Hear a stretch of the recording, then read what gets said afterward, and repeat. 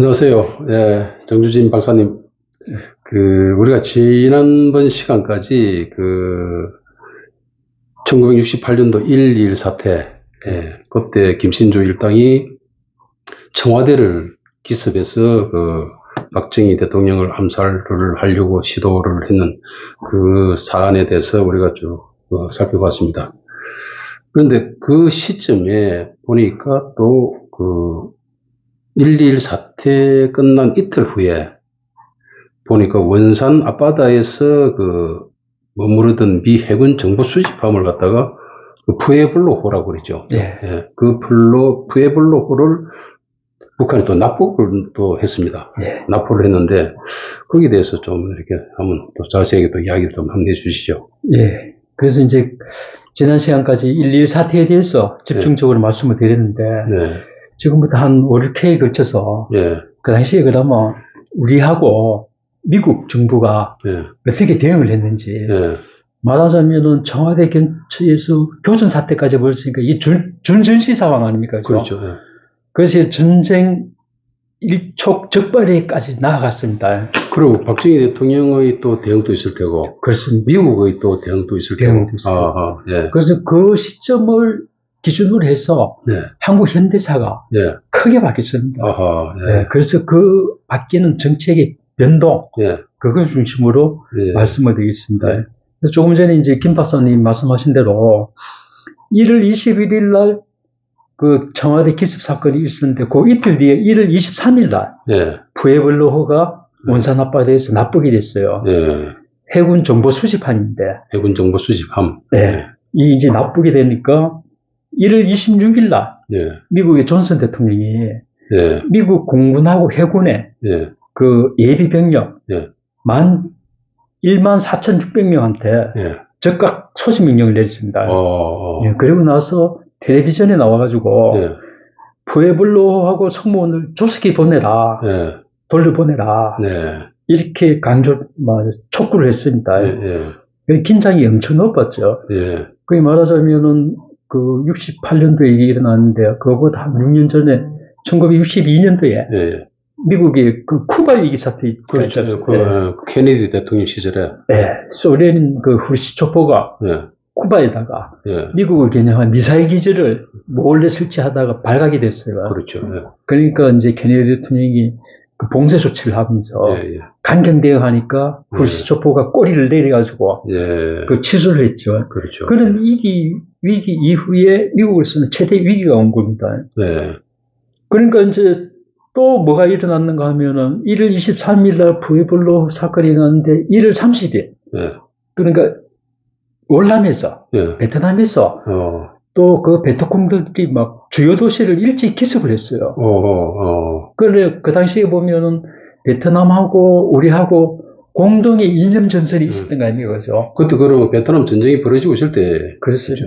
베트남 전쟁이 한참 벌어지고 있을 적에 구중 총공세. 우리도 그럼 우리나라도 그때 그 월남에 파병을 했을 거 아니겠습니까? 64년도부터 우리가 파병해가지고. 64년도부터 파병. 65년도부터는 이제 전투병력까지 파병하는 이런 상황이 있는데 그래 되고 보니까 이게 미국으로서는 또 부담이 엄청 될 거 아닙니까? 그렇죠.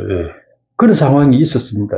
특히 이제 그 베트남, 베트콩 총공세 때는 우리나라의 그 주월 한국 대사관이 그 월남 대통령, 티우 대통령, 그 대통령 관저하고 바로 붙어 있었답니다.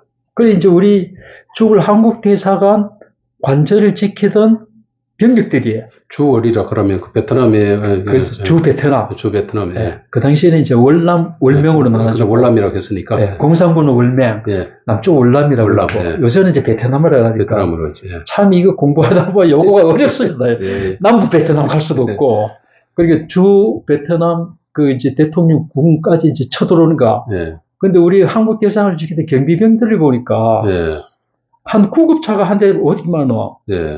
막 한 20명이 우르르 내리는 거예요. 그래 보니까 막 총을 들고 내리니까 우리 병력들이 막 그러다 총격을 한 겁니다.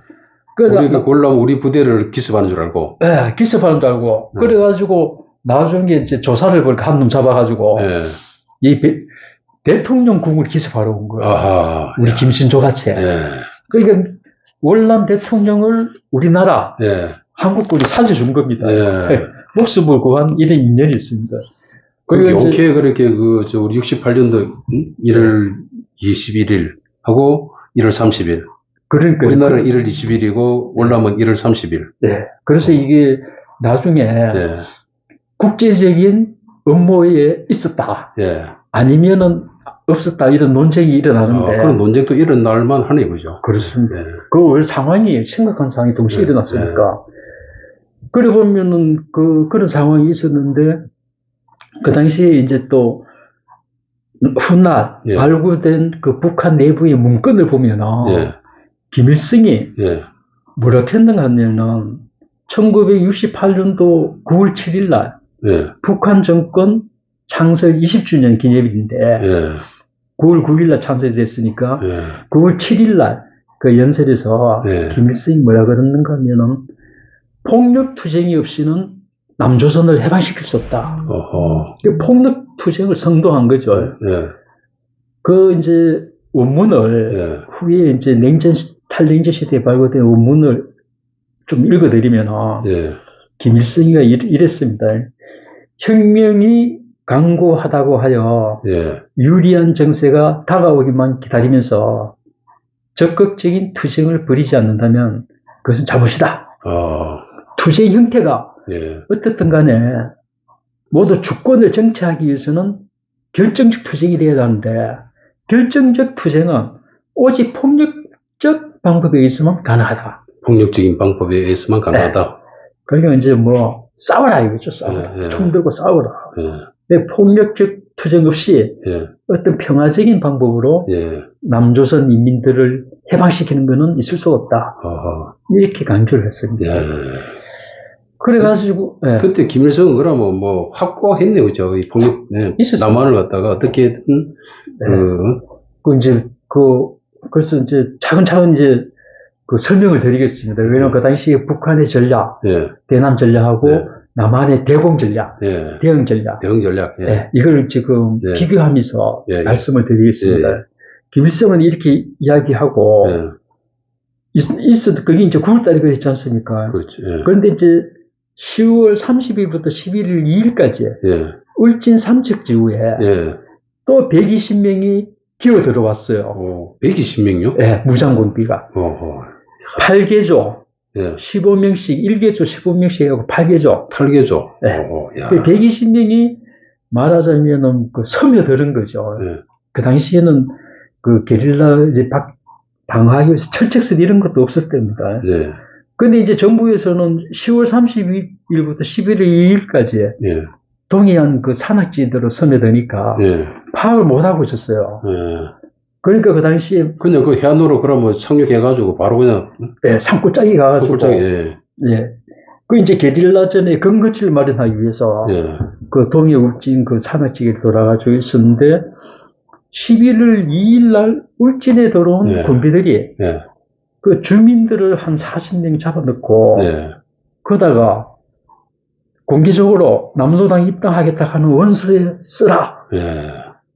그러니까 이 주민들이 놀랄 거 아닙니까? 그렇죠.